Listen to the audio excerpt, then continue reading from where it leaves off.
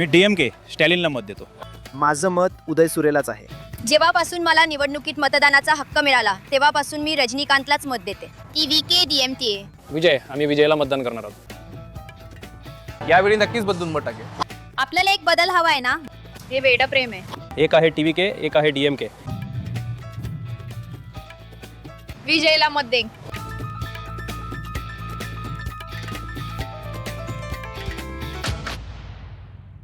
नमस्कार आणि काउंटडाऊन तमिळनाडूमध्ये आपलं स्वागत आहे. आम्ही राज्याच्या विविध भागांमध्ये फिरलो आहोत आणि अनेक लोकांशी बोललो आहोत. आणि ही एक अतिशय गुंतागुंतीची निवडणूक आहे. सत्ता विरोधी लाट आहे की नाही? एखाद्या नवीन उमेदवाराकडे खरी स्टार पॉवर आहे का, जिचं मतांमध्ये रूपांतर होईल की नाही? सुरक्षेच्या मुद्द्यांवरून महिला नाराज आहेत की त्यांना मिळणाऱ्या खैरातीमुळे त्या आनंदी आहेत? जात आहे का? तामिळनाडूमध्ये जात महत्त्वाची आहे की नाही? अनेक गुंतागुंतीचे मुद्दे आहेत आणि आपण त्यांच्यावर सखोल नजर टाकू आणि ही तेजस्वी व्यक्तिमत्व तुम्हाला सांगतील की कोण जिंकत आहे. पण आधी आपण पाहूया की तामिळनाडूमध्ये सत्ता विरोधी लाट आहे का. तर जर तुम्ही तामिळनाडूमध्ये गेल्या 40 पेक्षा जास्त वर्षातील निवडणुका पाहिल्या तर तिथे प्रचंड सत्ता विरोधी लाट राहिली आहे. एकदा जयललिता होत्या, पुढच्या निवडणुकीत त्यांना सत्तेबाहेर फेकण्यात आले.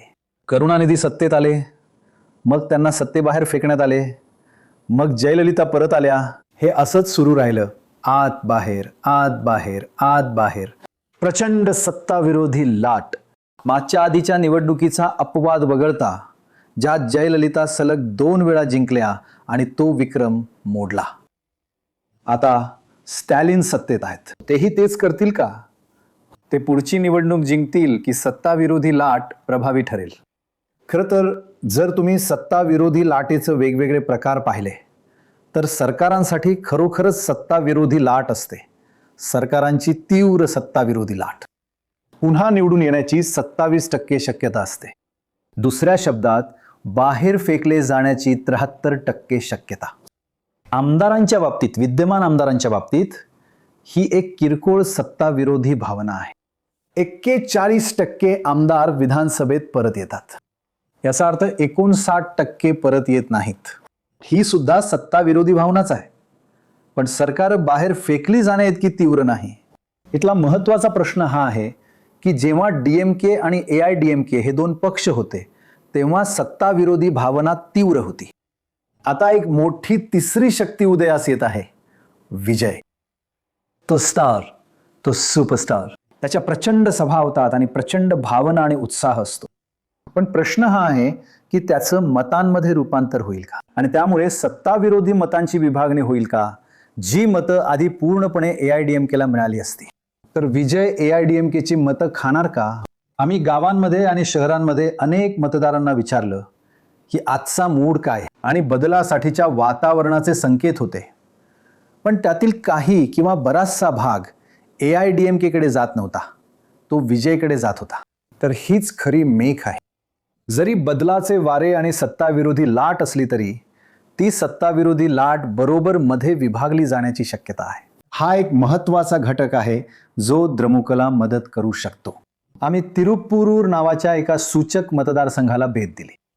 सूचक म्हणजे जो कोणी तिरुप्पुरूरची जागा जिंकतो तोच संपूर्ण राज्य पातळीवर राज्य विधानसभा निवडणूकही जिंकतो. मागच्या 11 निवडणुकांपैकी 9 निवडणुकांमध्ये तोच विजेता. म्हणूनच त्याला सूचक म्हणतात. ऐका त्यांना काय म्हणायचं होतं ते. मला विजय आवडतो, MGR. त्यानंतर जयललिता. आम्ही सगळे MGR यांच्यामुळेच मत देतो, बस त्या चिन्हामुळे. ADMK. विजयला मत देणार का? स्टॅलिनला मत देणार का? हो, विजयलाच देणार. पूर्णपणे विजयलाच. विजय बघ, विजयचा पूर्णपणे पूर्ण फॅमिली विजयचा आहे. DMK म्हणजे डॅडी मम्मी हे सगळे तरुण मुलं सगळे DMK वगैरे नाही. विजय वल्ली. तमिळनाडू TVK. आता DMK ADMK वगैरे नो. DMK ADMKला मत देऊन आपल्याला काही उपयोग नाही. आम्ही फक्त कष्टच करतोय. आम्ही ऑटो चालवतो, आमच्यासाठी गॅसचा दर जास्त आहे, बस मोफत करून टाकली. आम्हाला काहीच सांभाळता येत नाहीये. म्हणूनच नवीन सरकार यावं असं म्हणून आम्ही मत देतोय. नवीन सरकार निवडणुकीनंतर येऊन आमच्याकडे जरा लक्ष द्यायला हवं.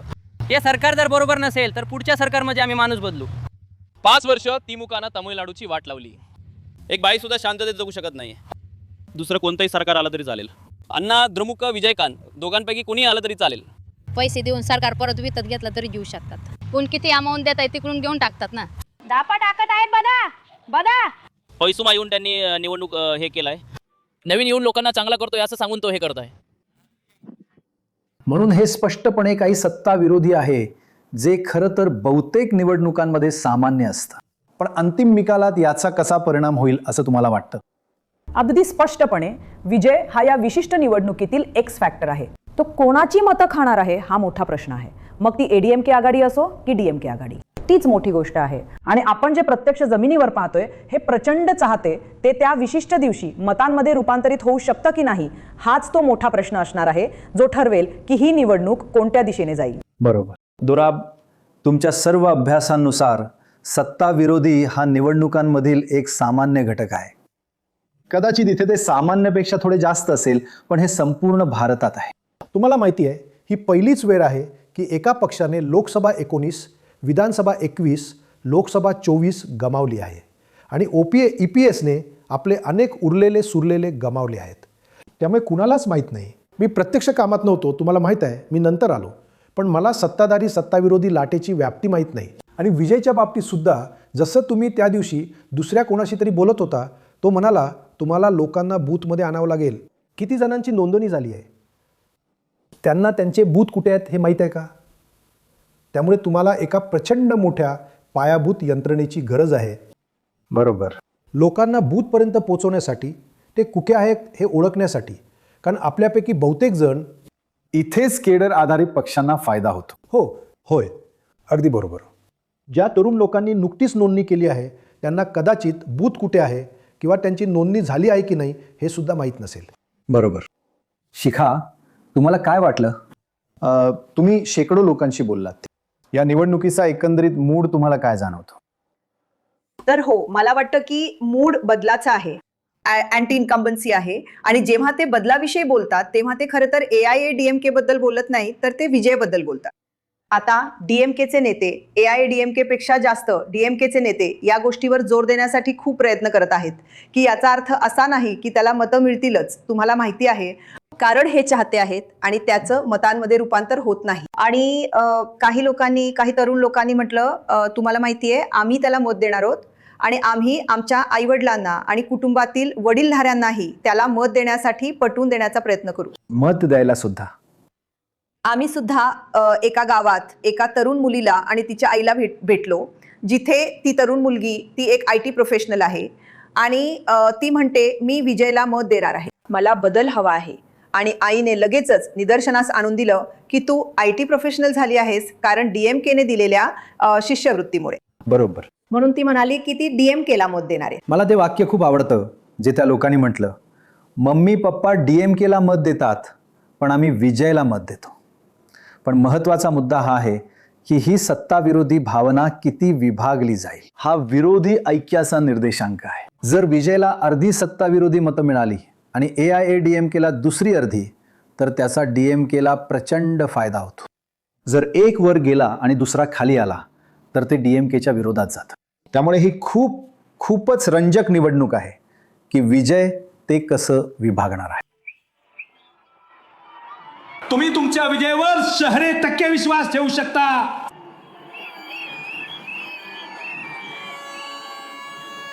हे वेडं प्रेम आहे, पण आता ते एका फॅन्डम मध्ये बदलले. फॅन्डमचं मतांमुळे ते मुख्यमंत्री होणार.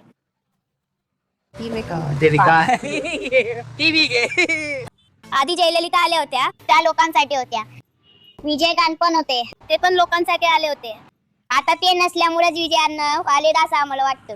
त्यांनाही काहीतरी करायचं आहे, त्यांनाच मत दिलं पाहिजे.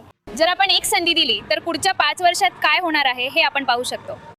म्हणून आपण त्यांना ते करण्यासाठी एक संधी देऊ शकतो. ते आले तर चांगलं. आमच्या घरात 20 मत आहेत, त्यांनाच. पण मेन तर TVK हो, DMK. मी विजयची फॅन आहे आणि मला विजय खूप आवडतो, पण त्यांचं राजकारणात येणं मला समजत नाहीये.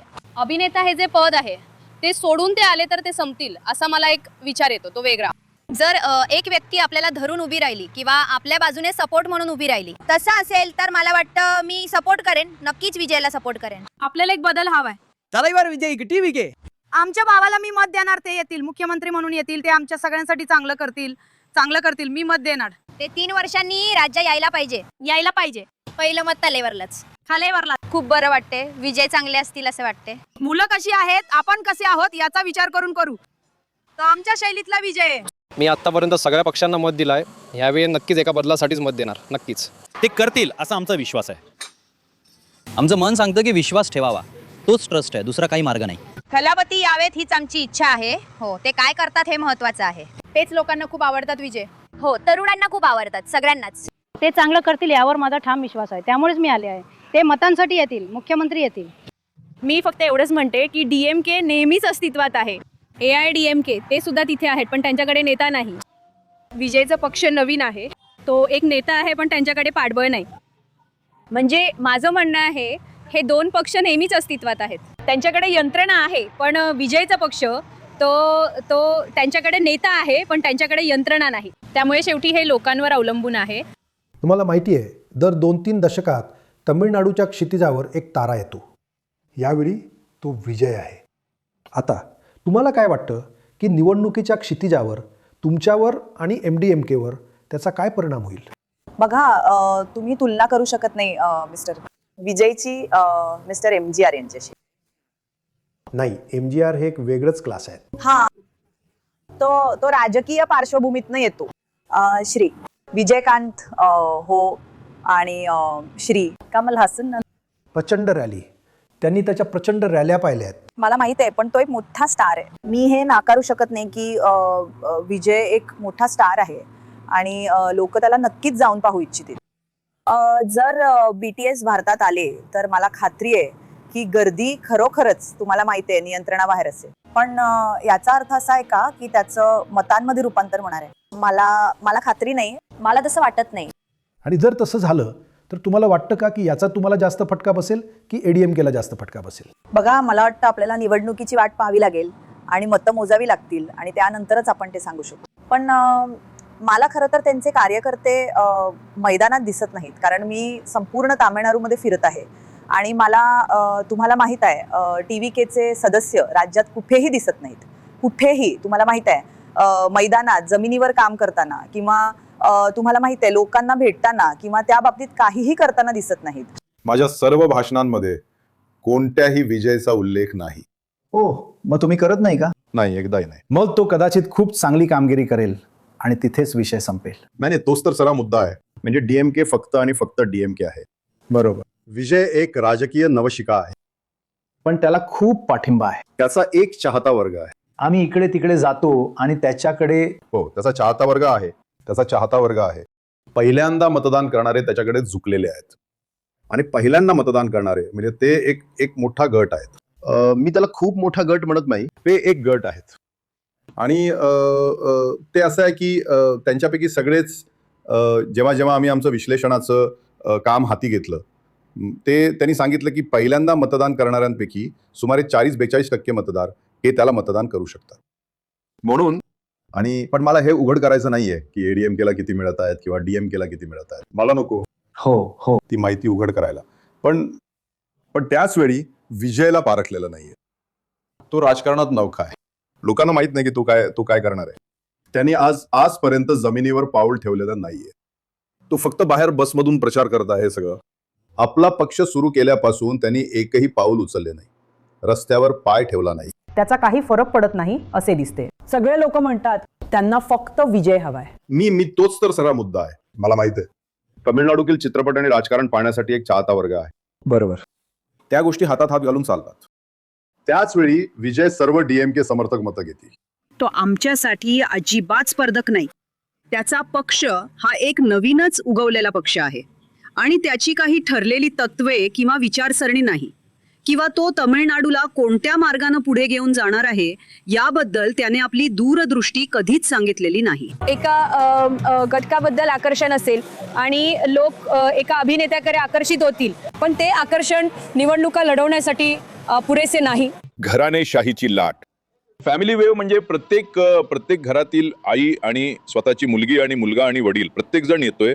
त्यांना बदल हवा आहे. खरं तर आम्ही लोकांसाठी गर्दी जमवण्यासाठी 1 रुपया सुद्धा कधीच खर्च करत नाही. DMK आणि ADMK पैसे खर्च करत आहेत प्रत्येक व्यक्तीला 3 आणि 300 रुपये, करोडो आणि करोडो रुपये.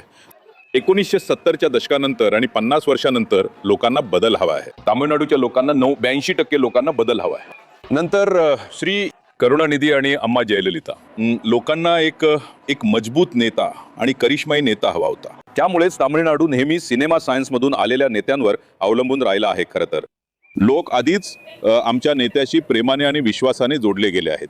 निश्चितपणे आम्ही बहुमताने जिंकणार आहोत. आम्ही सर्वसामान्यांचे सरकार स्थापन करू. राजेशाही आणि ती मोनार्की, तामिळमध्ये आम्ही मोनार्की म्हणतो, ती संपली आहे. तामिळनाडूमध्ये यापुढे कोणी राजा आणि किंग मेकर नसेल. आम्ही तामिळनाडू आणि आंध्रमध्ये खूप सारे स्टार्स पाहिलेत. त्यापैकी काही जण यशस्वी झाले, अर्थात त्यातले काही जण खूप चांगले मुख्यमंत्री झाले, पण बाकीचे खूप जण अयशस्वी झाले. जरी त्यांच्याकडे निवडणूक लढवलेल्या सगळ्या स्टार्स, सुपरस्टार्सची मोठी यादी होती, तरी त्यातले खूप जण अयशस्वी झाले. मग कशामुळे काही जण यशस्वी होतात? म्हणजे त्यांची लोकप्रियता मतांमध्ये रूपांतरित होते. आणि कशामुळे काही जण अयशस्वी होतात? तर आपण NT रामाराव यांचं उदाहरण पाहिलं आहे, जे यशस्वी झाले. अर्थात MG रामचंद्रन हे पहिलं उदाहरण आहे जेव्हा तुम्ही बोलता तामिळनाडू आणि तुमच्याकडे जयललिता आहे, ज्या एवढ्या मोठ्या चित्रपट स्टार असूनही पुन्हा यशस्वी झाल्या. एक म्हणजे इथे टिकून राहण्याची क्षमता आणि तुम्हाला मदत करणारी एक रचना तुमच्याकडे असणं. त्या दोघांनीही मोठे स्टार बनण्यापूर्वीच राजकारणात प्रवेश केला होता. मग त्या जयललिता असोत किंवा MG रामचंद्रन. NT रामाराव यांच्या बाबतीत त्यांनी ते यश मिळवण्यासाठी आणि तो बदल घडवण्यासाठी तेलुगू आत्मगौरव किंवा तेलुगू अस्मितेचा वापर केला. आणि त्यावेळची परिस्थिती आंध्र प्रदेशात खूपच विचित्र होती की आत्मगौरव हे ते व्यासपीठ आहे ज्याचा त्यांनी वापर केला. यावेळी विजयच्या बाबतीत आपण जरी म्हणत असलो की तिथे बूथस्तरीय व्यवस्थापन कमकुवत असेल आणि फक्त तरुणच मतदान करत आहेत, पण त्याच्यासाठी जमेची बाजू ही आहे की ते उत्साही आहेत. ते यावेळी मोठ्या संख्येने मतदान करणार आहेत. जर तरुण वर्ग मतदानाबद्दल कधीच उत्साही नव्हता, तर यावेळी ते मोठ्या संख्येने मतदान करत आहेत आणि तो ते सर्वांना बाहेर येऊन मतदान करण्यास सांगत आहे. आणि ते त्यांच्या पालकांसाठी असे म्हणणारे प्रभावशाली व्यक्ती बनत आहेत की मी प्रभाव टाकणार आहे, माझ्या पालकांनी मला मत द्यावे. आता दुसरे, माफ करा, हो, जे सर्व लोक यशस्वी झाले आणि मी खरं तर NT रामाराव यांच्याबद्दल बोलत आहे. ते एक सुई जेनरिस आहेत, त्यांच्यासारखे ते एकटेच. मनोरंजन उद्योगातील प्रत्येक व्यक्ती, अण्णांपासून सुरुवात करून अण्णांना पेरियार यांनी मार्गदर्शन केले होते. त्यांनी त्यांच्यासोबत काम केले. त्यानंतर करुणानिधी आले, त्यांना अण्णांनी मार्गदर्शन केले होते. त्यानंतर MGR आले, त्यांनी करुणानिधींसोबत काम केले. त्यानंतर जयललिता आल्या, ज्यांनी MGR सोबत काम केले. माझ्या अनुभवानुसार NTR वगळता कोणीही व्यक्ती शून्यातून आलेली नाही.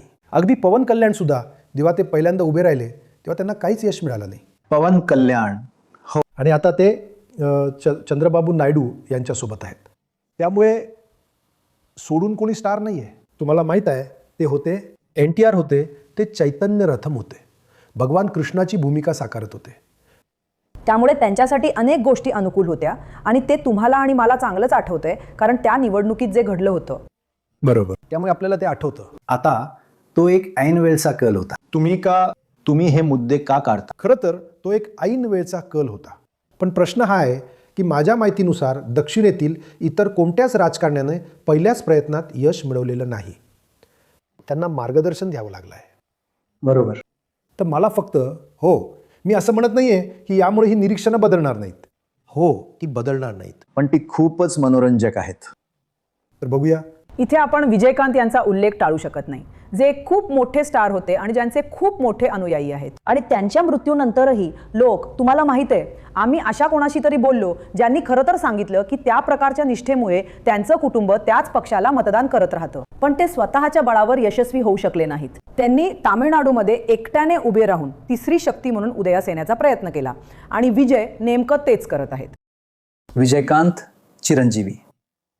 आपण पाहिलं आहे की चिरंजीवींसोबत प्रचंड गर्दी संध्याकाळ घालवायची, पण तरीही ते यशस्वी झाले नाहीत. कमल हसन सुद्धा. कमल हसन थोडे वेगळे आहेत. असं म्हणतात की ते जरा जास्तच बुद्धिजीवी आहेत. रजनीकांत यांनी एक पक्ष स्थापन केला आणि 2020 तो बंद केला. बरोबर, अगदी बरोबर, अगदी बरोबर. आणि तो एक खूप खूप मोठा स्टार आहे. तुम्हाला माहीत आहे, त्या सगळ्यांचा मोठा प्रेक्षक वर्ग होता आणि आता लोकांच्या प्रवास करण्याच्या क्षमतेमुळे तो आणखीन मोठा होत आहे. बरोबर बरोबर बरोबर. पण मला वाटतं पूर्वीपेक्षा वेगळं, मग ते MGR असोत किंवा इतर, तुम्हाला माहित आहे तामिळनाडूमध्ये त्यांनी एका विचारसरणीचा पुरस्कार केला जी जातीयवाद विरोधी होती. तुम्हाला माहित आहे सामाजिक न्यायाबद्दल बोलणारी होती. सर्वसामान्य माणसाच्या संघर्षांवर लक्ष केंद्रित होतं.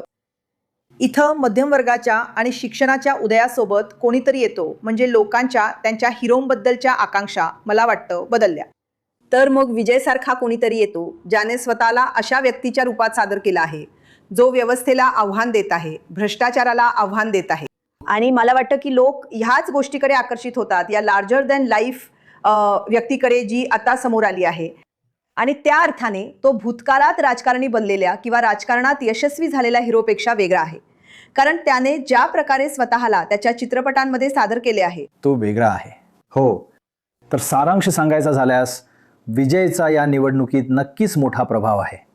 फक्त गर्दीच नाही किंवा कोणाशीही बोला, विशेषतः तरुणांशी, आणि तुम्हाला फक्त विजय विजय विजय ऐकू येतं. ही एक गोष्ट झाली. दुसरं म्हणजे जर त्यांनी AIADMKच्या मतांमध्ये फूट पाडली तर ते DMKसाठी आत्तापर्यंतची सर्वोत्तम गोष्ट ठरू शकतात. आणि इतरही पैलू आहेत ज्यावर आपण नंतर बोलू.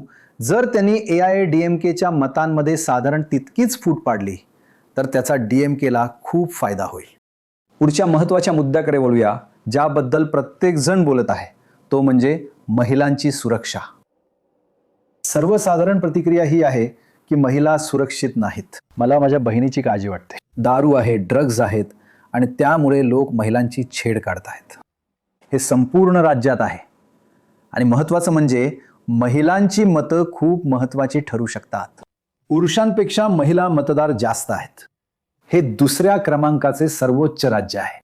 केरळमध्ये पुरुषांपेक्षा 2.7% जास्त महिला मतदार आहेत आणि इथे तमिळनाडूमध्ये 2.2 आहेत.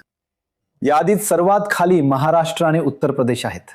महिला मतदारांची संख्या पुरुषांपेक्षा खूपच कमी आहे. महाराष्ट्रात 4% कमी महिला आणि उत्तर प्रदेशात 6.7% कमी महिला. पण आत्तापर्यंत महिलांनी मतदान कसं केलं आहे, त्याचा निवडणुकीवर परिणाम झाला आहे का? खरं तर नाही. पुरुष आणि महिला दोन्ही पक्षांना सारखाच पाठिंबा देतात आणि तुम्ही आकडेवारी पाहू शकता.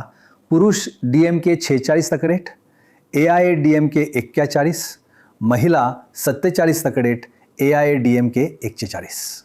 त्यामुळे आश्चर्यकारक गोष्ट ही आहे की महिलांच्या सुरक्षेचा मुद्दा निवडणुकीचा मुद्दा बनण्याबद्दल खरी चर्चा आणि भीती आहे.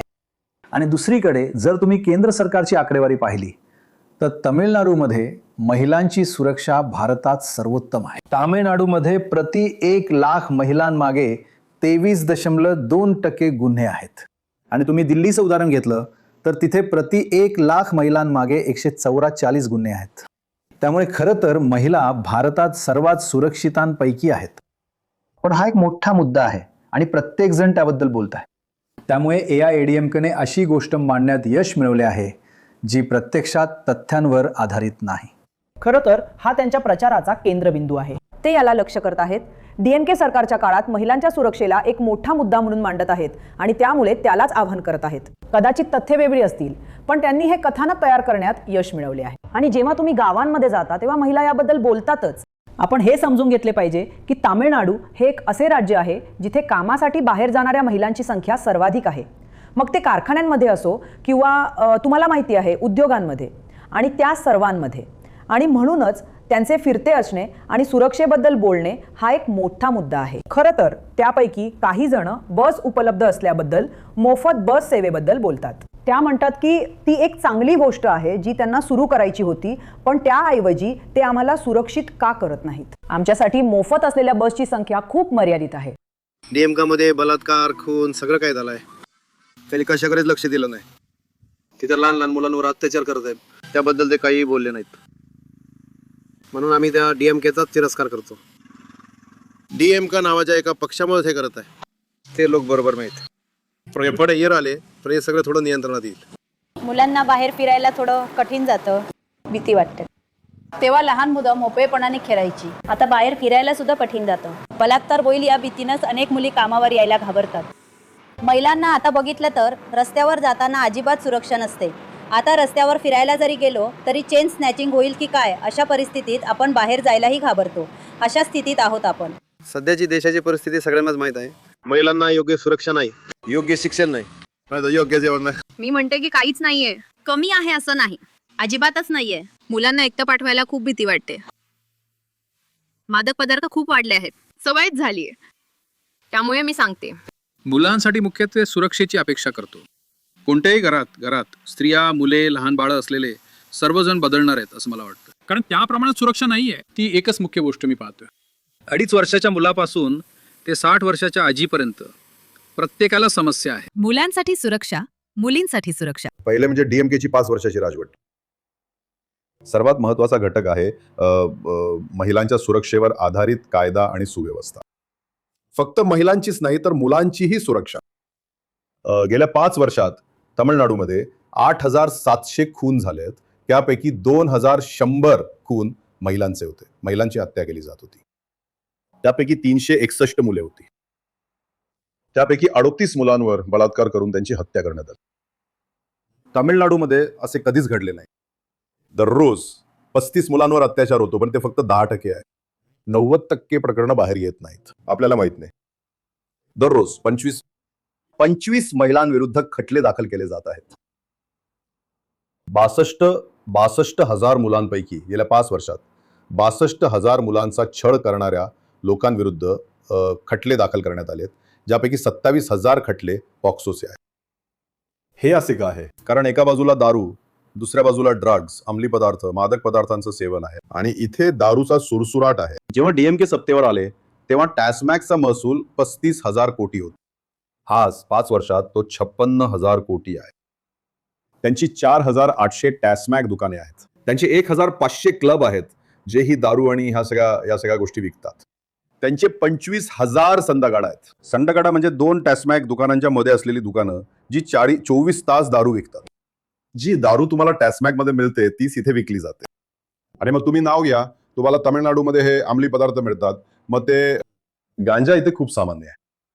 मग ते कोकेन असो, heroin, fentanyl, amphetamine, LSD, methyl amphetamine असो, जे तुम्हाला अमेरिकेत मिळते ते तुम्हाला इथे मिळते.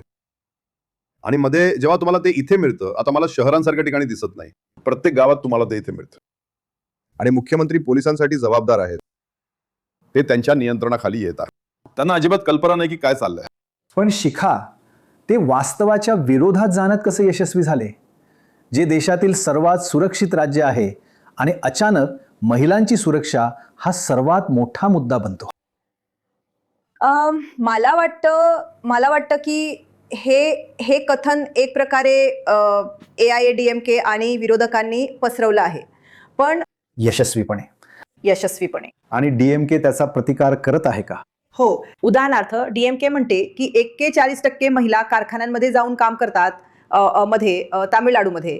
ही वस्तुस्थिती जे भारतातील सर्व कारखाना कामगारांपैकी आहे त्यापैकी 41% तामिळनाडूमध्ये आहेत. याचा अर्थ असा की महिला बाहेर जातात. आता जर त्यांना असुरक्षित वाटलं असतं तर त्या बाहेर जाऊन या कारखान्यांमध्ये काम करत असत्या आणि या ठिकाणी ते करणार नाहीत. आणि दुसरी गोष्ट मला वाटते ती ही आहे की तुम्हाला माहित आहे त्यांनी त्याला दारू आणि ड्रग्सशी जोडले. तुम्ही कुठेही म्हणा, तुम्हाला बायका म्हणताना ऐकू येतात, अहो तुम्हाला माहित आहे कारण गावांमध्ये दारूचा वापर आणि ड्रग्सचा वापर वाढला आहे, आम्हाला असुरक्षित वाटते. म्हणजे हे मुद्दे निवडणुकीत येतातच. पण जेव्हा तथ्य खरोखर पूर्णपणे उलट असतात, याचा अर्थ असा नाही की ते खरोखर स्विंगमध्ये बदलत नाही. अर्थातच मला वाटतं की याला परसेप्शन इश्यू म्हणतात, जसं त्या गृहस्थांनीही दुसऱ्या दिवशी म्हटलं होतं. बरोबर. म्हणून हा समज आहे, वास्तव नाही. पण मला असंही वाटतं की हे तथ्य की MGR आणि जयललिता मुख्य नेते होते. तुम्हाला माहीत आहे हे एक असं सॉफ्ट व्हर्जन आहे. तो मजबूत DMK मॅचो पक्ष नाही. तुम्हाला माहीत आहे भूमिका थोडी सौम्य आहे. आणि मला वाटतं की त्यामुळे गेल्या काही वर्षांपासून AIADMKला सर्वसाधारणपणे जिथे महिलांचा संबंध आहे तिथे थोडी सौम्य प्रतिमा देण्यासाठी मदत झाली असेल. फक्त महिलांच्या सुरक्षेचाच नाही तर आम्ही महिलांप्रती अधिक दयाळू आहोत, अशा प्रकारच्या गोष्टी. उदाहरणार्थ थुथुकुडीमध्ये नुकतीच घडलेली घटना, ती किशोरवयीन मुलगी जिच्यावर बलात्कार करून तिची हत्या करण्यात आली आणि ते बनले, त्याला माध्यमांमध्ये इतकी प्रसिद्धी मिळाली की त्याने संपूर्ण राज्यात एक भावनिक जोर निर्माण केली की आमची तरुण मुलगी, आमची लहान, तुम्हाला माहिती आहे, घरातील मुलगी किंवा घरातील स्त्री घराबाहेर पडल्यावर सुरक्षित नाही. तर तेच कथन आहे ज्यांनी इथे सुरक्षित नसल्याबद्दल लोकांच्या कल्पनेला पकडले आहे.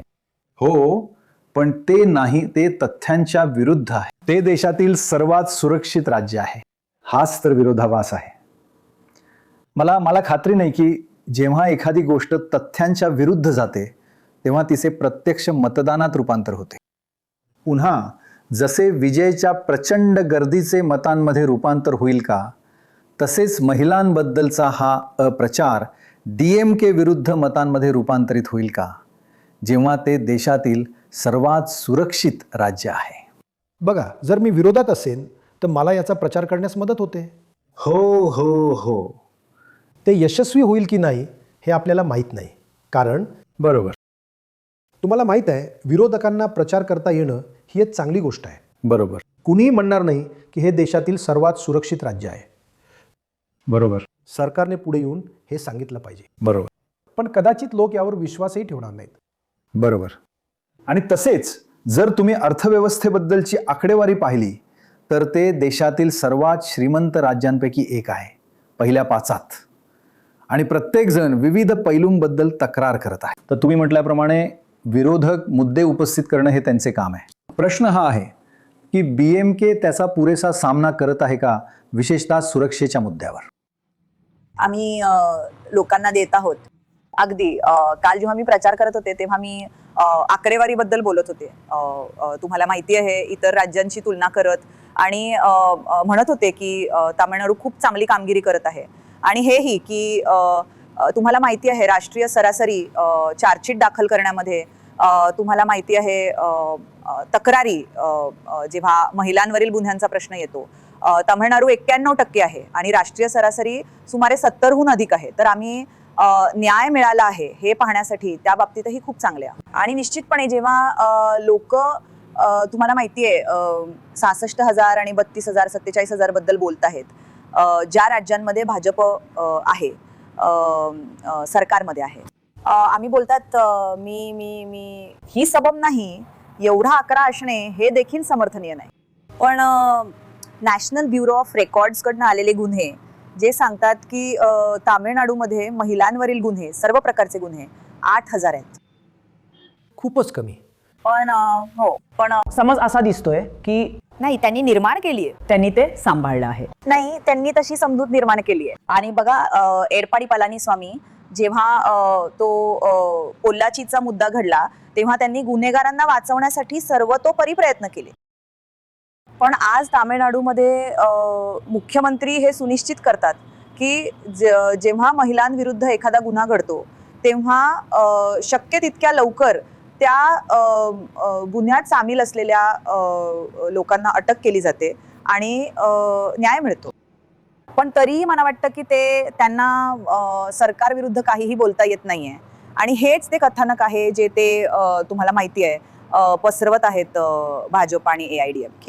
आणखी एक महत्त्वाचा मुद्दा म्हणजे AIADMKनं भाजपसोबत युती करणे. हे सकारात्मक आहे की नकारात्मक? जर तुम्ही अनेक निवडणुका पाहिल्या तर राष्ट्रीय पक्षांच्या तुलनेत संपूर्ण भारतात आणि तामिळनाडूमध्ये प्रादेशिक पक्षांचा उदय नेत्रदीपक राहिला आहे. आपण AIADMK आणि DMK तामिळनाडूतील 2 मुख्य प्रादेशिक पक्षांकडे पाहूया.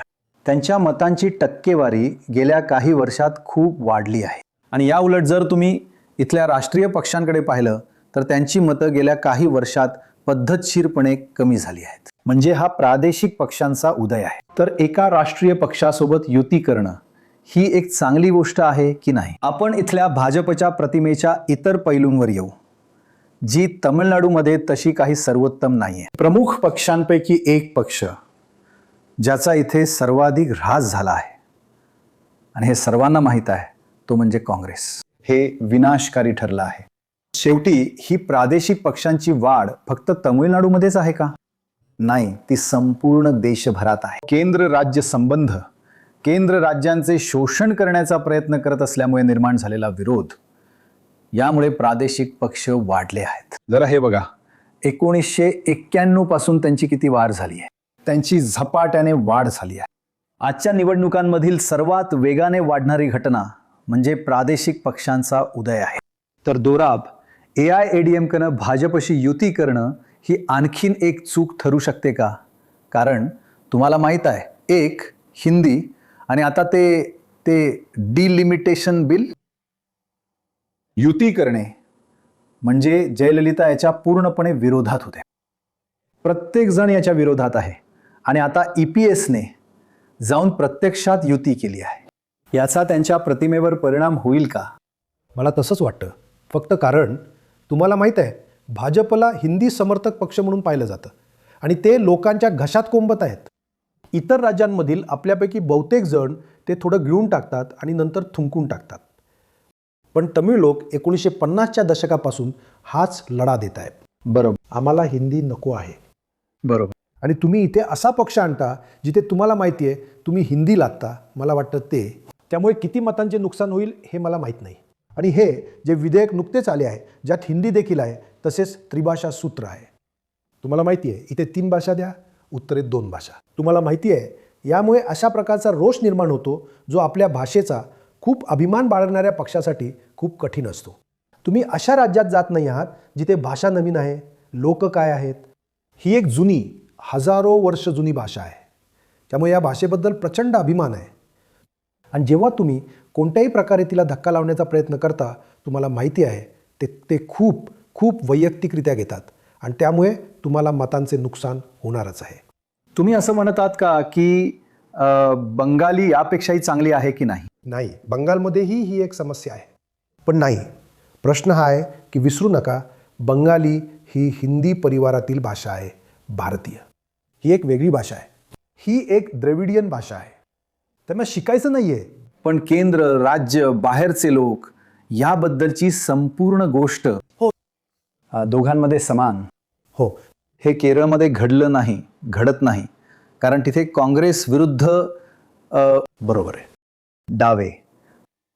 पण केंद्र विरुद्ध राज्य हा घटक महत्त्वाचा आहे आणि भाषा इथे खूप महत्त्वाची भूमिका बजावते. आणि हो, तुम्हाला माहिती आहे सध्या जरी खूप सारे लोक देवळांमध्ये जात असले तरी, म्हणजे मुळात हे पक्ष DMK हा फार मंदिर समर्थक पक्ष नव्हता. तुम्हाला माहिती आहे ते सर्व नास्तिक असल्याचा दावा करायचे. मला आश्चर्य वाटणार नाही, स्टॅलिन म्हणतात की ते नास्तिक आहेत. तर तुम्हाला माहिती आहे की देवी देवतांना मध्ये आणणं हे मतं मिळवण्यासाठी फारसं चांगलं नाही. हो, तर AIADMKनं भाजपसोबत युती केल्याचा त्यांना फटका बसणार आहे का? जरी त्यांना लोकसभा निवडणुकीत 3% वाढून 10% मतं मिळाली असली तरी साधारणपणे त्यांना सुमारे 3% मतं मिळतात. तामिळनाडूमध्ये त्यांनी भाजपसोबत युती केली. हा DMKचा फायदा आणि ADMKचं नुकसान आहे. बरोबर. आणि ते 2019मध्ये आधीच घडलं होतं. म्हणजे 2019मधला विजयाचा फरक हा ADMK तितका अलोकप्रिय होता म्हणून नव्हता, कारण आपण ते सिद्ध करू शकतो. कारण 2 वर्षानंतर विधानसभा निवडणुकीत त्याच ADMK भाजपच्या युतीला 40% मतं मिळाली. पण 2 वर्षापूर्वी खासदारकीच्या निवडणुकीत त्याच ADMK भाजपच्या युतीला फक्त 30% मतं मिळाली. खूप मोठा फरक, 30 ते 40. तर भाजपची युतीच ADMKच्या प्रादेशिक असण्याच्या, राज्यांच्या हक्कांचं संरक्षण करण्याच्या पात्रतेवर प्रश्नचिन्ह निर्माण करते. म्हणजे पुन्हा आम्ही सर्वेक्षणं करतो, आमची सर्वेक्षणं अगदी स्पष्ट आहे. DMK सकारात्मक आहे, निव्वळ सकारात्मक. म्हणजेच करू शकतात का? तुमचा विश्वास आहे का की हा पक्ष राज्यांच्या हक्कांचं रक्षण करेल, तुमची ओळख जतन करेल, तुमची भाषा टिकवून ठेवेल? एकंदरीत सकारात्मक आहेत. कदाचित कालांतराने +30 किंवा +40 किंवा +50 ADMK मायनस आहे. त्यांनी भाजपसोबत युती केल्यापासून सकारात्मक बाबींपेक्षा नकारात्मक बाबी जास्त. जेव्हा ते भाजपसोबत नव्हते तेव्हा त्यांचे सकारात्मक रेटिंग्स बरे होते. म्हणून अर्थातच ते आमच्यासाठी एक प्लस आहे, कारण ते त्यांच्या तत्वांचा त्याग करत आहेत. आपल्याला फार पुढे जाण्याची गरज नाही. आम्ही म्हणतो प्रत्येक वेळी सुश्री. जयललिता बोलल्या, त्या म्हणल्या मी एकदा चूक केली, मी पुन्हा ती चूक करणार नाही, मी त्यांच्यासोबत कधीही जाणार नाही. आणि जेव्हा त्या इथं होत्या तेव्हा त्यांनी कधीही स्वीकारलं नाही. त्यांनी GST स्वीकारला नाही, त्यांनी नीट स्वीकारली नाही, त्यांनी उदय योजना, ऊर्जेची पुनर्रचना स्वीकारली नाही. म्हणून ते सर्व जेव्हा तुमच्याकडे एक मजबूत नेता आणि एक मजबूत प्रादेशिक पक्ष होता तेव्हा तुम्ही तुमची भूमिका टिकवून ठेवू शकत होता. मुख्यमंत्री सतत नव्याने मांडणी करत आहेत. ही निवडणूक तामिळनाडू आणि NDA किंवा तामिळनाडू आणि दिल्ली यांच्यातील आहे. या वाक्यांशाचा अर्थ काय आहे? हाच तो दृष्टिकोन आहे जो आम्ही पहिल्या दिवसापासून घेत आहोत. बरोबर. ते प्रत्येक निवडणुकीत तो म्हणतो ही काही सामान्य प्रत्येक रॅलीत तो म्हणतो सामान्य निवडणूक नाही. ही निवडणूक तामिळनाडू आणि दिल्ली यांच्यातली आणि तामिळनाडू आणि NDA किंवा DMK आणि NDA यांच्यातली आहे. काहीतरी याच अर्थाची टॅगलाईन प्रत्येक म्हणजे रॅलीची असते. तर इथे DMKचा मुख्य मुद्दा दिल्ली विरुद्ध तामिळनाडू हा राहिला आहे आणि DMK म्हणत आहे की आम्ही तामिळनाडू आहोत आणि एक होता भाषेचा मुद्दा, दुसरा होता तो सर्व वित्तीय संसाधनांच्या वितरणातील असमानतेचा प्रकार ज्याबद्दल तामिळनाडू वारंवार बोलत आले आहे आणि तो वित्ताचा मुद्दा. आणि तिसरा मुद्दा जो स्टॅलिन आणि DMK साठी जवळजवळ एक म्हणजे भेटवस्तू म्हणून आला आहे तो म्हणजे हा मतदारसंघ पुनर्रचनेचा मुद्दा आहे, जिथे ते स्वतःला अशी व्यक्ती म्हणून सादर करत आहेत जी केवळ तामिळनाडूच नाही तर संपूर्ण दक्षिण भारतातील चिंता व्यक्त करण्यास सक्षम आहे. ही सर्व दक्षिणेकडील राज्ये जी मतदारसंघ पुनर्रचनेमुळे काय होत आहे याबद्दल चिंतित आणि काळजीत आहेत. आणि म्हणूनच मला वाटते की प्रचाराच्या शेवटच्या दिवसांमध्ये ते मतदारसंघ पुनर्रचनेच्या याच मुद्द्यावर इतकं लक्ष केंद्रित करत आहेत हे सांगून की आम्ही ते करण्यास सक्षम आहोत. त्यातून ते दोन गोष्टी साध्य करत आहेत. एक म्हणजे ते AIADMKला लढाईतून बाहेर ठेवत आहेत. ते याला DMK विरुद्ध भाजपची लढाई म्हणून सादर करत आहेत आणि TVK कसा तरी बाजूला सारला जातो कारण आम्हीच तामिळनाडूच्या हिताची काळजी घेण्यासाठी सक्षम आहोत. मला वाटते विजयने याबद्दल एक प्रकारे खूप हुशारी दाखवली आहे. तर तो भाजपच्या विचारसरणीवर हल्ला करत आहे आणि DMKच्या तो त्यांच्या राजकारणावर हल्ला करत आहे. त्यामुळे तो हे अगदी स्पष्ट करत आहे की तो द्रविडी विचारसरणीचे पालन करतो. तो DMKच्या राजकारणाच्या विरोधात आहे. त्यांनी DMKला त्या वाईट शक्ती म्हटले आणि त्यांनी म्हटले की भाजप वैचारिक शत्रू आहे. हो, त्यामुळेच ते त्यावेळी भाजपसोबत हातमिळवणी करू शकले नाहीत. ही निवडणूक खूप वेगळी दिसली असती जर TVK जो विजयचा पक्ष आहे AIADMK सोबत एकत्र आला असता, ज्यामध्ये अर्थातच मग नेतृत्वाचा मुद्दा मोठा झाला असता. जर ते काँग्रेससोबत एकत्र आले असते तर ते कदाचित जास्त चांगले ठरले असते. त्यांना थोडे जास्त चांगले, जरी काँग्रेस अर्थात एक खतम होणारी शक्ती असा पक्ष ज्यात फक्त नेते आहेत आणि सत्ता नाही, पूर्णपणे खत्म होणारी शक्ती. हो, आणि म्हणूनच काँग्रेस एका वेळी विजयसोबत युती करण्यास आणि DMKला सोडण्यास खूप उत्सुक होती. ते काही जमलं नाही पण सगळ्या हालचाली सुरू होत्या. नेते विजयला भेटत होते. जर त्यांनी तसे केले असते तर कदाचित त्यांच्यासाठी ते अधिक चांगले ठरले असते. अगदी बरोबर. तुम्हाला माहिती आहे काँग्रेस बंगालमधील सारख्याच परिस्थितीत आहे. ते लोकसभेत जास्त जागा लढवायचे, कमी जागा. हो, 2/3, 1/3 आणि 1/3, 2/3. हळूहळू काय झालं की प्रत्येकजण दिल्लीकडे पाहू लागला. काँग्रेसचे लोक दिल्लीकडे पाहू लागले, या जागेला नेतृत्वाशिवाय सोडून. बरोबर. आणि आता ते त्याची किंमत मोजत आहेत. ते जवळजवळ एक अस्तित्वात नसलेला पक्ष आहेत. दुसरा मोठा मुद्दा हा आहे की या निवडणुकांमध्ये आणि तामिळनाडूच्या निवडणुकांमध्ये जात किती महत्त्वाची आहे. तामिळनाडू खरं तर जातीच्या बाबतीत एक खूप विषम राज्य आहे, पण प्रत्येकजण बऱ्यापैकी सलोख्यानं राहतो. पण इथे अर्थातच उच्च जाती विरोधी उच्चवर्णीय ब्राह्मण विरोधी चळवळी झाल्या आहेत. पण सर्वसाधारणपणे धर्म आणि जात थोडीशी सामंजस्याची भूमिका बजावतात. चला फक्त तामिळनाडूमधील वेगवेगळ्या जातींवर नजर टाकूया आणि त्या निवडणुकांमध्ये महत्त्वाच्या आहेत का. जर तुम्ही तामिळनाडूतील प्रमुख जाती वन्यारांकडे बघितले तर एक वायव्य आणि एक ईशान्य भाग आहे. ते थोडे वेगळे आहेत. दोन्ही ठिकाणी वन्यार लोकसंख्येच्या सुमारे 36-37% आहेत. पण ईशान्य भागात अनुसूचित जाती जवळजवळ 30% 29% आहे. पश्चिम भागात गौंडरांचे 36% वर्चस्व आहे. आग्नेय आणि नैऋत्य भागात थेवर आणि नैऋत्य भागात नाडर सुद्धा सुमारे 22% आहेत. पण मतदानाचा पॅटर्न कसा बदलतो यात हे प्रतिबिंबित होतं का, यावर एक नजर टाका. तुम्ही एकंदरीत आकडेवारी पाहिल्यास तमिळनाडूमध्ये दलित आणि मुस्लिमांमध्ये DMKला मोठी आघाडी आहे. ADMKला सवर्ण आणि मागासवर्गीय जातींमध्ये थोडी आघाडी आहे. ते बघा, सवर्ण जाती AIADMK 45% पाठिंबा. हे 90-10 किंवा 70-30 नाहीये, हे 45% आहे. आणि मागासवर्गीय जाती OBCs AIADMK कडे 48% आहेत. दलित, अनुसूचित जाती, DMKला 58% पाठिंबा आहे आणि मुस्लिमांमध्ये 77% आहे. म्हणून वेगवेगळ्या जातींमध्ये मतदान करण्याच्या पद्धतीत थोडा फरक आहे. त्यामुळे निवडणुकीवर जातीचा एक छुप्पा प्रभाव असतो आणि त्याला कमी लेखता कामा नये.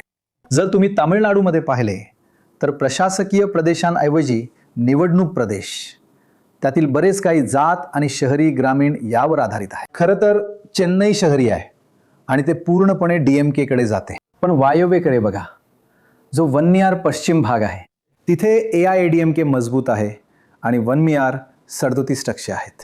ईशान्य भागात जो सुद्धा एक वन्नियार भाग आहे, जिथे वन्नियार 37% आहेत, तरीही DMK तो भाग 32 पैकी 26 जागा जिंकून पूर्णपणे जिंकते, कारण त्या भागात अनुसूचित जाती 28% आहेत. जर तुम्ही आग्नेय भागाकडे पाहिले, जो 62% ग्रामीण आहे, तिथे DMK खूप चांगली कामगिरी करते. आणि नैऋत्य भागात जिथे तो प्रामुख्याने शहरी आहे, तिथे AIADMK चांगली कामगिरी करते.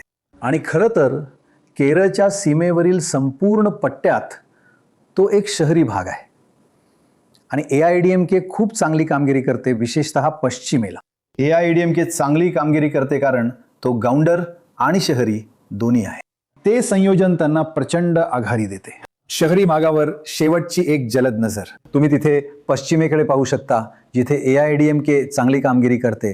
जवळजवळ तमिळनाडूच्या शहरी भागांसारखेच ते भाग आहेत. तर संपूर्ण तामिळनाडूमध्ये या सर्व वेगवेगळ्या जाती असताना एक गोष्ट समान आहे. यापैकी प्रत्येक प्रदेशात DMK साठी एक सकारात्मक कल आहे. त्यात फरक नक्कीच आहे, पण सर्व सकारात्मक. आणि AIADMK साठी अगदी याच्या उलट आहे. या प्रत्येक प्रदेशात एक नकारात्मक कल आहे. जरी त्या कलाची तीव्रता बदलत असली तरी, पण तो नकारात्मक आहे. आणि प्रत्येक प्रदेशात DMK साठी सकारात्मक आहे. तामिळनाडूमध्ये किंवा कदाचित संपूर्ण देशात जात हा एक रोजचा घटक आहे. ती फक्त राजकारणातच नाही तर कामाच्या ठिकाणीही आहे. ती आहे. तुम्ही रेस्टॉरंटमध्ये गेलात की तिथे जात आहे.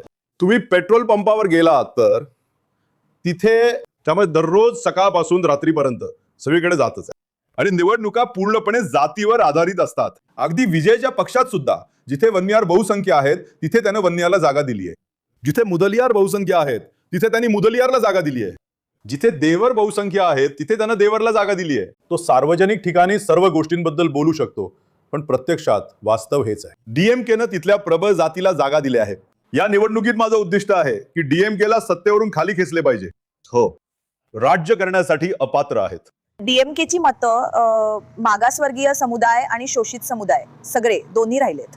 मी म्हणणार नाही की तुम्हाला माहिती आहे कोणताही समुदाय किंवा समाजाचा कोणताही घटक पूर्णपणे विजयच्या दिशेने जात आहे, विजयला मत देत आहे. कारण मला वाटतं लोकांना हे समजतं की तुम्हाला माहिती आहे तो कोणत्याही वैचारिक पार्श्वभूमीतून येत नाही किंवा लोकांच्या बाजूने उभे राहण्यासाठी कोणतीही मूळ विचारधारा घेऊन येत नाही, किंवा किमान आम्ही आतापर्यंत ते काय आहे हे शोधू शकलेलो नाही. तर उमा, जात महत्त्वाची आहे, पण तुम्हाला इतर अनेक राज्यांमध्ये जसं आढळतं तसा तो निवडणूक प्रचारात एक मोठा मुद्दा बनत नाही. तुम्ही जो उल्लेख केला की वायव्य भागात वन्नियार प्रबळ आहेत, PMK AIADMK सोबत एकत्र येण्यामागे ते याला एक मोठा फायदा म्हणून पाहतात. याचं कारण म्हणजे त्या शक्तींचं एकत्र येणं आहे. आम्ही याचाही उल्लेख केला की DMKचा अनुसूचित जातींमध्ये मतदारसंघ आहे. वन्नियार आणि अनुसूचित जाती यांच्यात राज्यात पारंपरिक वैर आहे. आणि पण एक्स फॅक्टर पुन्हा इथे येतो, कारण जर ते अनुसूचित जातीचे तरुण असतील किंवा ते मतदान करणारे वन्नियार तरुण असतील तर ते जातीच्या पलीकडे विचार करणारे आहेत. ते विजयकडे पाहत आहेत. हे कदाचित एकमेव राज्य आहे जिथे तुम्हाला असा विजय मिळेल जो नेहमी विजय हेच आपलं स्क्रीन नाव वापरत असे, तो आता स्वतःला जोसेफ विजय म्हणवतो आणि त्यामुळे काही फरक पडणार नाही. त्यामुळे त्या अर्थाने धर्मसुद्धा, मी म्हणते की जोसेफ विजयच्या धर्माने तामिळनाडूच्या लोकांना काही फरक पडत नाही, जो कोणी त्याचा चाहता असेल किंवा जो कोणी कदाचित त्याला मत देणार असेल. ही एक गोष्ट आहे. दुसरा भाग म्हणजे दक्षिणेकडील थेवर. देशाच्या दक्षिण भागात AIADMK एक गौंडर पक्ष बनल्याचं पाहिलं जात होतं, ज्यात EPSनी TTV, शशिकला यांना पक्षातून आणि OPS यांना पक्षातून बाजूला सारलं होतं. आणि त्याच्या लक्षात आलं की ही त्याची कमजोरी बनली होती. जरी त्यांनी गौंडर जातीच्या आधारावर पक्ष मजबूत केला असला तरी, आणि त्याला कोंगू पट्टा, पश्चिम पट्टा म्हणतात, जिथे त्याने चांगली कामगिरी केली आहे. आणि खरं तर मागच्या निवडणुकीत त्याच्या राजकीय भवितव्याला वाचवणारा तो एकमेव प्रदेश होता. बरोबर. म्हणून आता त्याने संतुलन साधण्यासाठी TTV दिनकरनला परत आणलं आहे. आणि मग आपल्याकडे OPSची आश्चर्यकारक गोष्ट आहे, जो अनेक वेळा माजी मुख्यमंत्री राहिला आहे. तो DMKच्या बाजूनी जातो. तर दक्षिणेत ते थेवर संतुलन निर्माण करण्याचा प्रयत्न करत आहेत, कारण OPSचं स्वतःचं वैयक्तिक स्थान आहे. तिथे असलेल्या त्याच्या प्रतिष्ठेमुळे तो आपल्या मुलासाठी तिथली लोकसभा निवडणूक जिंकू शकला. आणि म्हणून एका बाजूला OPS तर ह्या बाजूला TTV दिनकरन. हे खरंच खूप गुंतागुंतीचं आहे, पण तुम्ही ते अगदी स्पष्टपणे सांगितलं. खूप खूप धन्यवाद. चला आता आपण दिग्गजांकडे वळूया. आता आपल्याला माहीत आहे की बंगालमध्ये प्रत्येक बंगाली एक हेवीवेट आहे. इथे सुपर हेवीवेट सुद्धा आहेत, म्हणजे स्टार्सचे स्टार्स. 2 मोठ्या आघाड्यांमध्ये एकूण 26 पक्ष आहेत. तर त्या सर्वांमधून जाण्याऐवजी आपण काय करू की आपण फक्त ते पक्ष देऊ. कृपया त्या सर्वांबद्दल सांगा. ज्यांच्याकडे किमान 10 जागा आहेत आणि मोठ्या पक्षांना सोडून त्यांच्या प्रत्येकातून एक व्यक्ती घेऊ. तर आपण AIADMK पासून सुरुवात करूया. AIADMKच्या प्रमुख मित्रपक्षांपैकी एक PMK आहे. PMK 18 जागा लढवत आहे. हा एक वन्नियार पक्ष आहे. सध्याचे अध्यक्ष डॉक्टर आहेत अंबुमनी रामदास, जे लोकसभा खासदार, राज्यसभा खासदार आणि आरोग्यमंत्री देखील राहिले आहेत. ते ह्यावेळी निवडणूक लढवत नाहीत. त्यांच्या पत्नी सौम्या अंबुमनी धर्मपुरीमधून निवडणूक लढवत आहेत. तर तो एक आहे. दुसरा पक्ष अर्थातच भाजप आहे, जो 27 जागांवर लढत आहे. या प्रचंड जागा आहेत. तिरुनेलवेलीचे नयनार नागेंद्रन, ते तिरुनेलवेलीमध्ये 5 निवडणुका लढले, 3 जिंकले. ते विद्यमान आमदार आहेत, पण त्यांनी 2017मध्ये भाजपमध्ये पक्षांतर केले. म्हणूनच ते आता भाजपचे अध्यक्ष आहेत. मग आपण AMMKकडे जाऊया, जो 11 जागांवर लढत आहे, जो TTचा पक्ष आहे. दिनकरन, जो शशिकलाचा भाचा आहे आणि जयललितांमुळे राज्यसभा आणि लोकसभेचा खासदार राहिला आहे. आता गंमत अशी आहे की दोन्ही श्री रामदास, अंबुमनीचे वडील आणि दिनकरनची काकू दोघेही हे सुनिश्चित करण्याचा प्रयत्न करत आहेत की त्यांचे उत्तराधिकारी चांगली कामगिरी करणार नाहीत. म्हणून त्यांनी सोबत उमेदवार उभे केले आहेत. आता मोठ्या पक्षांकडे जाऊया. AIADMK 166 जागा लढवत आहे. तसे AIADMKनं महिलांना 20पेक्षा कमी जागा दिल्या आहेत, जसे DMKनंही दिल्या आहेत. तर यापैकी कोणालाच, यापैकी दोन्हींनाही खऱ्या अर्थाने महिलांचे पक्ष म्हणता येणार नाही. एडप्पाडी पलानीस्वामी ते एडप्पाडीमधून लढले आहेत, ते लढले आहेत. ही त्याच जागेवरून 8वी निवडणूक आहे. ते 5 वेळा जिंकले आहेत, ज्यात शेवटच्या 3चा समावेश आहे. मागच्या निवडणुकीत त्यांना 40% जास्त मताधिक्य मिळालं होतं. ते मंत्री आहेत. ते 2017 ते 2021 पर्यंत माजी मुख्यमंत्री आणि 2021 पासून विधानसभेतील विरोधी पक्ष नेते आहेत. श्री P षण्मुगम विल्लुपुरममधून ते राज्यसभेचे खासदार आणि माजी मंत्री आहेत. ते 2021च्या विधानसभा निवडणुकीत विल्लुपुरममध्ये हरले. त्याआधी 2011मध्ये आणि 2016मध्ये जिंकले होते. आता ते राज्यसभेतून परत आलेत आणि विधानसभेत लढू इच्छितात. आणि तिसरे आहेत श्री P थंगामनी कुमारकोटममधून. ते या जागेवरून मागच्या 3 निवडणुका जिंकले आहेत. मागाची निवडणूक ते 15% मताधिक्यानं जिंकले आणि ते AIADMKच्या EPS सरकारमध्ये मंत्री राहिले आहेत, शेवटचे मंत्री. तर मग DMKच्या मित्रपक्षांकडे जाऊया. आधी मित्रपक्ष, मग मुख्य पक्ष.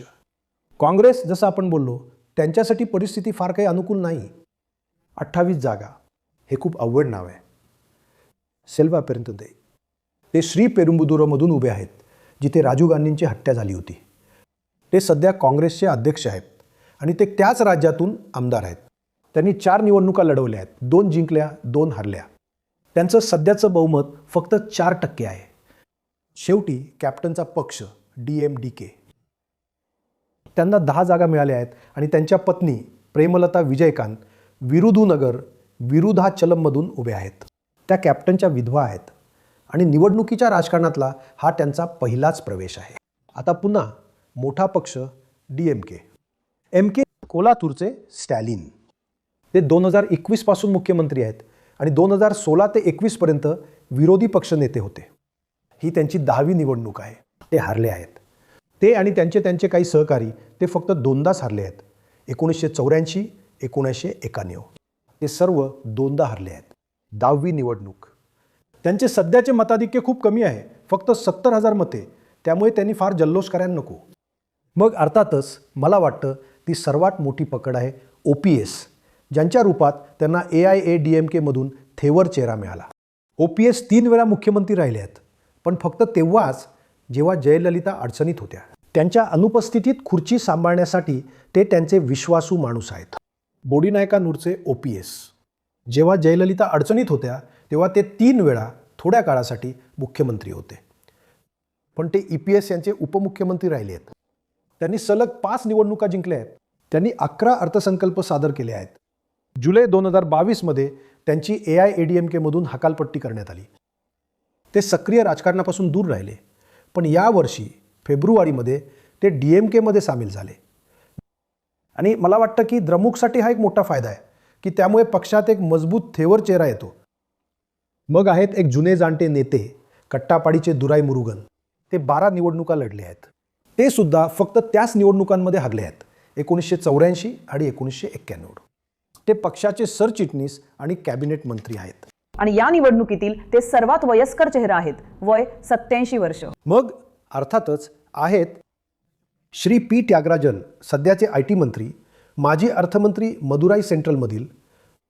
ही त्यांची 3री निवडणूक आहे आणि मागच्या निवडणुकीत त्यांना 20% बहुमत मिळालं होतं. आणि शेवटी तिरुचुलीचे थंगम थेनारासू. ही त्यांची 7वी निवडणूक आहे. ते तिरुचुलीतून मागील 3 जिंकले, शेवटची 35% बहुमताने. ते 2023 पासून अर्थमंत्री आहेत. 1 वर्ष आधी ते उद्योगमंत्री होते. आता आपण TVK कडे जाण्यापूर्वी आपण थोडी गंमत करूया. DMKचे चिन्ह उगवता सूर्य आहे आणि आता आपल्याकडे उगवता सूर्य उदयनिधी स्टॅलिन आहेत. ते उगवता सूर्य आहेत. ते चेपॉकमधून लढले आहेत. त्यांची 2री निवडणूक, त्यांच्याकडे 50% छोटंसं मताधिक्य आहे, त्यामुळे ते आरामात असले पाहिजेत. पण प्रश्न हा आहे की ते एक चित्रपट निर्माता, एक अभिनेता, एक चित्रपट वितरक आहेत. त्यांनी 2008मध्ये पहिला चित्रपट निर्माण केला. आणि तुमच्या मते अभिनेता कोण होता? विजय. अरे देवा, खरंच? हो. तर तो आणि विजय एकेकाळी, मला वाटतं आता नाही, खूप चांगले मित्र होते. पण तो खरं तर चित्रपटसृष्टीतील एक मोठा माणूस आहे. आणि आता आपण त्या महान व्यक्तीकडे येऊया, मिस्टर विजय. ते TVKचे नेते आणि 2024मध्ये पक्षाचे संस्थापक आहेत. इतर कोणत्याही पक्षापेक्षा जास्त सर्व जागांवर निवडणूक लढवत आहेत. ते 2 जागांवर निवडणूक लढवत आहेत, पेरांबूर आणि तिरुचुलापल्ली पूर्व. ते आता स्पष्टपणे पडद्यावरचे सर्वात मोठे स्टार आहेत. त्यांचे चित्रपट 400 ते 360 कोटींची कमाई करत आहेत. आणि त्यांचा एक चित्रपट आहे ज्याचे नाव अगदी विनम्रपणे ग्रेटेस्ट ऑफ ऑल टाइम्स ठेवले आहे. तर त्यांचं सगळं ठीक चाललं आहे. त्यांनी 2024मध्ये TVKची स्थापना करण्याचा निर्णय घेतला. ते मोठ्या संख्येने प्रेक्षकांना आकर्षित करतात, विशेषतः तरुणांमध्ये. आणि 4 मे रोजी आपल्याला कळेल की हे यशस्वी झाले आहे की नाही. पूर्वी ते कॅप्टनसोबत काम करायचे आणि ते इलिया थलपती म्हणून ओळखले जायचे, ज्याचा अर्थ आहे छोटा सेनापती. आता कॅप्टन गेल्यामुळे ते थलपती आहेत आणि बस इतकंच. खूपच रंजक. तर काही प्रमाणात तुम्ही मगाशी म्हणत होता की तुम्हाला कोणाकडून तरी शिकावं लागतं, तर त्यांना कॅप्टनने शिकवले आहे. त्यांनी काम केलं नाही. हो, तो होता. त्याला कॅप्टननं घडवलं नव्हतं, पण त्यानं चित्रपटांमध्ये कॅप्टनसोबत काम केलं होतं. हो, राजकारणात नाही. हो, ठीक आहे. त्याने चित्रपटांमध्ये कॅप्टनसोबत काम केलंच होतं. विस्मयकारक. वा, खूप सारे दिग्गज. हो, ठीक आहे. आता शेवटी आपण याकडे वळूया की ही निवडणूक कोणत्या दिशेने जात आहे, याचे संकेतक काय आहेत. सर्वात आधी जागांच्या बाबतीत स्विंगसाठी हे एक खूप संवेदनशील राज्य आहे. DMKच्या विरोधात 3% एक लहानसा स्विंग, आणि तेही निवडणूक हरू शकतात. ते इतकं संवेदनशील आहे. इतर निर्देशक कोणते आहेत? त्यापैकी एक म्हणजे पोटनिवडणुका. पोटनिवडणुकांमध्ये DMK किती चांगली कामगिरी करत आहे हेच बघा ना. 3 पोटनिवडणुका झाल्यात आणि त्यामध्ये DMK कडे मतांचा कल +14% होता. आणि या 3 पोटनिवडणुकांमध्ये ADMKच्या विरोधात मतांचा कल -10% होता. AIADMK साठी हा थोडा चिंताजनक निर्देशक असेल. AIADMKसाठी दुसरा चिंताजनक घटक म्हणजे स्थानिक स्वराज्य संस्थांच्या निवडणुका. DMKने 2022मध्ये स्थानिक स्वराज्य संस्थांच्या निवडणुका अक्षरशः एकतर्फी जिंकल्या होत्या. ते महानगरपालिकेत जवळपास 5 पट जास्त, नगरपालिकेत 3 ते 4 पट जास्त आणि नगरपंचायतींमध्ये AIADMK BJP यांच्या एकत्रितपेक्षा जवळपास 3 पट जास्त होते. तर हे आणखीन एक चिन्ह आहे ज्याने DMK खुश होईल आणि AIADMK कदाचित चिंतित होईल. पण हे 4 वर्षापूर्वी घडलं होतं, त्यामुळे 4 वर्षात गोष्टी बदलतात. शेवटी नुकत्याच झालेल्या लोकसभा निवडणुकांच्या निर्देशकांबद्दल काय, जरा त्याकडे बघा. AIADMKची खरं तर मोठी घसरण झाली आणि भाजपची मोठी वाढ होत आहे. पण आधी DMK, त्यात 45 वरून सुमारे 47 पर्यंत वाढ झाली. AIADMK 33 वरून घसरून 23 वर आला. 2024 मधील विधानसभा आणि लोकसभा निवडणुकांमध्ये ही 10% घट आहे. भाजप 2.6 वरून 11.3 पर्यंत वाढला. ही खूप मोठी सुधारणा आहे. आणि PMK कमी अधिक प्रमाणात सुमारे 4% स्थिर राहिला. पुन्हा DMK आणि भाजपसाठी थोडी सकारात्मक बातमी. दोघांनीही लोकसभा निवडणुकीतही बऱ्यापैकी चांगली कामगिरी केली आहे. जेव्हा लोकसभेचा आणि विधानसभेचा प्रश्न येतो तेव्हा तमिळनाडूच्या मतदारांचे वर्तनशास्त्र वेगळे असते. त्यामुळे विधानसभेचे कथानक आणि सत्ताधाऱ्यांच्या बाबतीतला आंतरप्रवाह निवडणुकांच्या काही महिने आधीच कळेल. आम्ही सुरुवातीपासूनच अगदी स्पष्ट होतो की ही लढत प्रमुख द्रविडी पक्षांमध्ये आहे, AIADMK विरुद्ध DMK. पण एका नव्या व्यक्तीला स्वतःला प्रस्थापित करायचे असल्यानं त्याला सत्ताधाऱ्याला आव्हान द्यावेच लागते. त्यामुळे PVK मिस्टर विजय यांनी स्वतःला DMKला पर्याय म्हणून सादर करण्यास सुरुवात केली, ज्यामध्ये DMKला वाटले की सत्ताविरोधी मते त्यांच्या बाजूने खेचायला मदत होईल, जेणेकरून आम्ही जिंकणार नाही. पण राजकीय वातावरण आणि समीकरणे खूपच वेगाने बदलली.